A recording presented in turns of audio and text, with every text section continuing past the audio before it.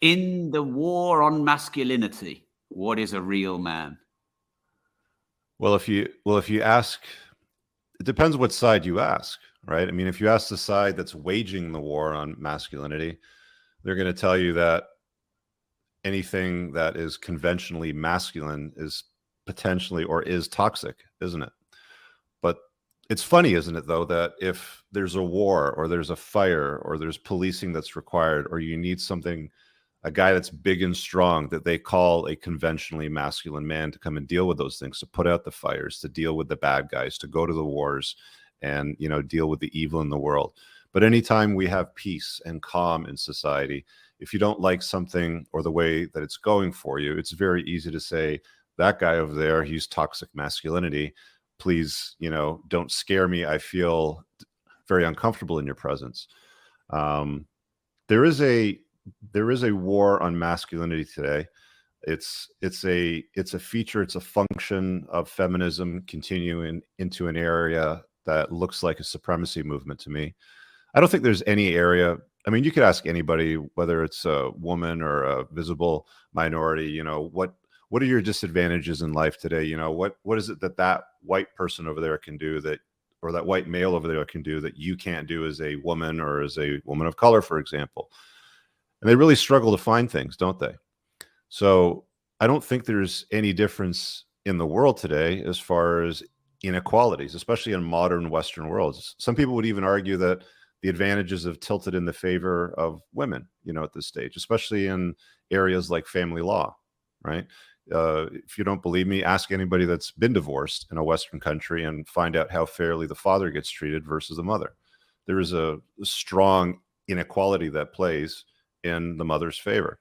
So it seems like it's gotten to the point where it's now moving into a position of a supremacy movement where it's looking for the subjugation and the servitude of men and the continuous apologies of men. We see this all the time on mainstream media and on all these other different platforms where men are apologizing or kissing the feet of people for sins that don't even exist anymore. Do you think this is because we've had such a good amount of time, decades maybe, of good times? And the whole adage, good times creates weak people. Yeah. And weak people create hard times, and hard times create strong people. Do you think that's part of it? Do you think lockdown was part of it? What are your thoughts on why we are where we're at? Well, I don't think it's any question that we live in a very peaceful time. And human beings are not very peaceful as a species, are we? I've seen plotted infographics over tens of thousands of years that have documented conflict and wars throughout history. And if you could just picture a screen with a bunch of pepper dots off to the left and in recent time off to the right, there's a lot fewer of them. Or if they do appear, they're slightly larger, like you'd see a World War I or a World War II. But throughout history, we really like wars, as a species. And we've been at conflict pretty much throughout history. We live in a very calm time.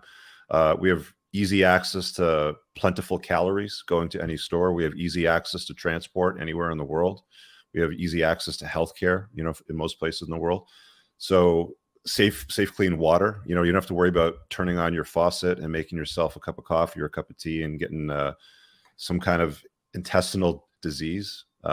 We live in very clean and safe times, and that gives people other things to do with their times. And unfortunately, when you've been dealing with decades of the softening of society, the weakening of the Western male, if you will, and the encouragement of women to become more like men. Like, we live in a time now where women are told that they don't need a man. They can do anything a man can do, if not better.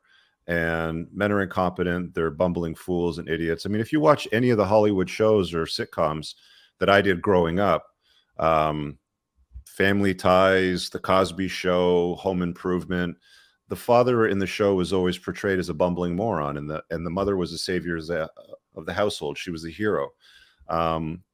We're just at that place in time where I think that once you see all these things and you start to see the code in the matrix and you understand what's going on, it's a slow, progressive, decade upon decade process of the softening and the weakening of strong Western males.